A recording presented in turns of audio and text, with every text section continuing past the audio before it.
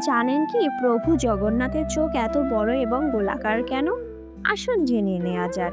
একদিন শ্রীকৃষ্ণ এবং বলরামের অনুপস্থিতির সুযোগে মহলের সকল রানীরা মাতা রোহিণীর কাছে শ্রীকৃষ্ণের শৈশবের বৃন্দাবনের লীলার কথা শুনতে চান। কারণ বৃন্দাবনে এমন কি ছিল যা আজও পর্যন্ত শ্রীকৃষ্ণ ভুলতে পারছে না।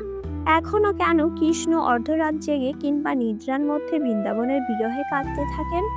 তখন মাতা রোহিণী কক্ষের দরজায় সুভদ্রাকে পাহারা দিতে বলেন, যাতে কৃষ্ণ আর বলরাম সেখানে প্রবেশ করতে না পারে।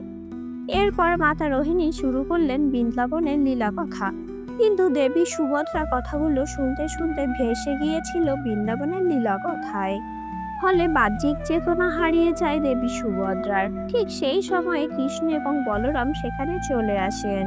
বোন সুভদ্রার পাশে দুই ভাইও দাঁড়িয়ে বৃন্দাবনের লীলা কথা শুনতে থাকেন। তারা যেন পুনরায় বৃন্দাবনকে দেখতে পাচ্ছেন। ফলে তাদের চোখগুলো প্রসারিত হয়ে যায়। ঠিক তখনই নারদমুনি সেখানে বিচরণ করতে তিন ভাই বোনের অপরূপ সৌন্দর্য দেখতে আশ্চর্য হয়ে গিয়েছিলেন।